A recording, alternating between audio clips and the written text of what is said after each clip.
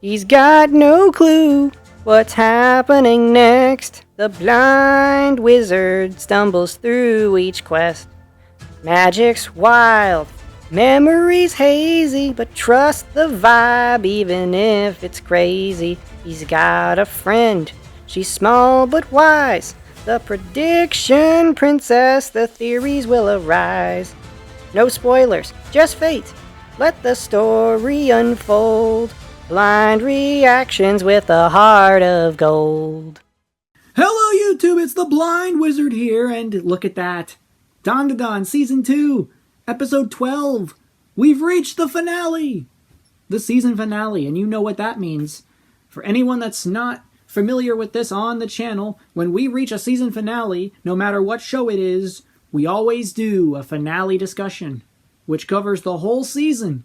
Things that we liked about the season, things that stood out to us, interesting things, things we didn't exactly like about the season, or whatever else we want to talk about that encompasses the whole season. So a chunk of the description and a chunk of my discussion will be dedicated to talking about the whole season. So with all that being said, we have a kaiju to fight in a giant Buddha new Gundam. So let's see how this all goes. I'm wondering what could possibly happen that leads us into the material for a third season. Because apparently, within the next couple of weeks or so, we might have information on a DanDaDan Season 3. So that's cool. So the next time you see me will be that post-episode and finale discussion for the whole season. And abracadabra, alakazam. Alrighty, it's time for the post-episode discussion, and then we're going to transition to the season discussion. So right now we're talking just this episode. Wow, okay, so we get a giant Buddha that looks like the new Gundam, and then we lose the fin funnels immediately. Okarun gets ejected from the robot, and Evil Eye breaks out of the robot. So it's stuck just being Kinta, Aira, and Momo. But then it starts to lose its Gundam elements, and it starts to just become a fighting Buddha robot. That the V-fin became sunglasses. Okay, well, I guess it makes more sense the way it's fighting in motion than it looked in the previous episode. So, there's that. Even though I kind of liked the Gundam references.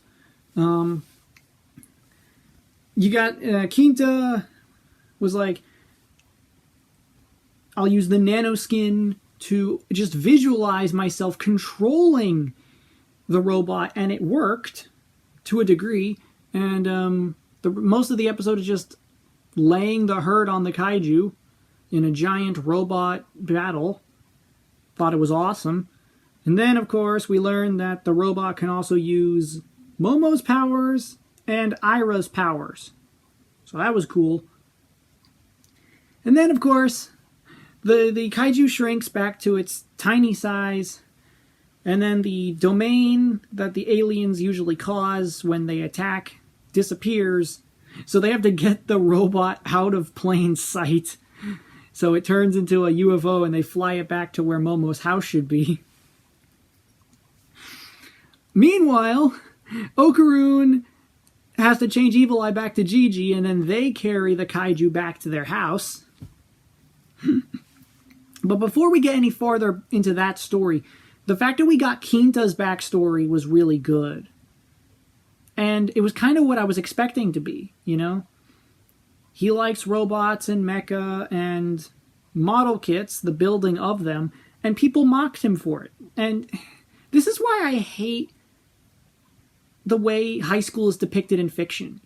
Yes, parts of it can emulate reality, but that is so messed up. Like, the kid had a hobby, and everyone he interacted with up until episode 10, they mocked him for it, they bullied him, they said it was pathetic and everything.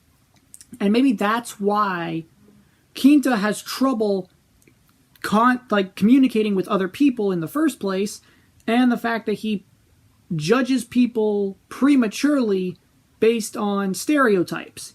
Like he kept insulting Gigi based on a stereotype of his kind of character, because those people were the ones insulting Kinta before, even though Gigi did nothing to him. So I think that's a very interesting perspective, and it's definitely something that Kinta will have to grow from. Because Gigi is not like those guys. And I just hope that he does get development, because he kind of has room to grow. Let's just put it that way. When it comes to his misunderstandings of things, he takes some things a little too seriously, and all that. We end the episode with the reveal that the kaiju was a suit being worn by an alien girl. I knew there was something off with the kaiju, but I wasn't expecting it to be that, of all things. Whoa. The fact that the episode also ends right there, and that's the season cliffhanger.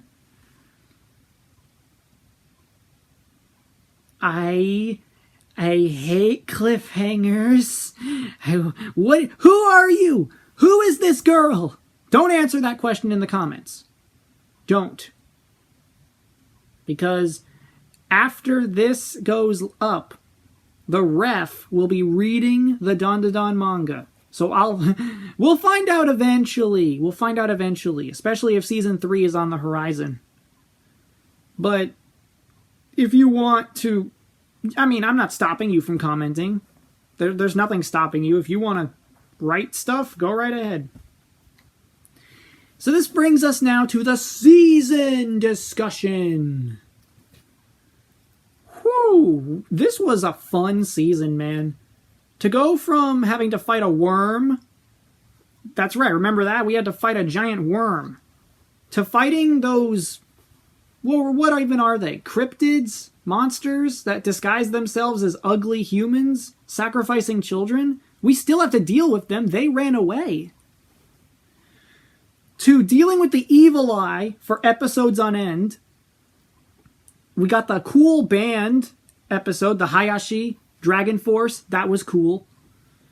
Okarun got some training in. We fought some musical ghosts. And then we had 3 episodes with a kaiju and a robot. I think I can say I enjoyed this way more than the first season. Because let's put it this way. I enjoyed the battles here than we did versus Nessie. Especially the weird... Yeah, I know the ending to that arc was funny because of the situation they ended up in when they got back to reality in the school.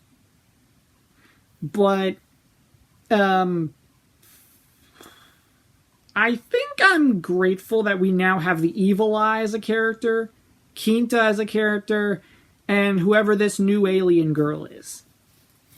We needed more of dynamics of guys, because it just only being Okarun with Momo, Aira, and Momo's best friends, who are some of the best side characters in this whole show, because they support the relationship even when Momo and Okarun don't see it.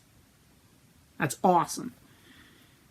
Things I did not enjoy with this season, if I could even say anything at all, that stupid class rep from 2 episodes ago. I still don't like her character. I don't like that character trope at all. Period. I don't like fake activism. When you think you're doing something for the right reason, but it comes off as selfish. I do not care what your excuse is, girl. If Okarun is having a problem and he cannot voice it himself before he met Momo, then why are you butting in now? I am very much looking forward to what the story has in store for us next. So that's where we're going to end it. That's been DanDaDan Season 2, everybody. Thank you all so much for joining me on this journey again, as always. So thank you all so much for watching. Hope you liked it. Hit the like button, subscribe, share the video with a friend. Make sure you join the Patreon. There's stuff over there I don't advertise as much. I promise you'll have a fun time over there. Thank you all so much for joining me on this season, as this is now over. And of course, keep your notifications on, because as always, I will see you in the next one. Thank you for joining me this season. Goodbye.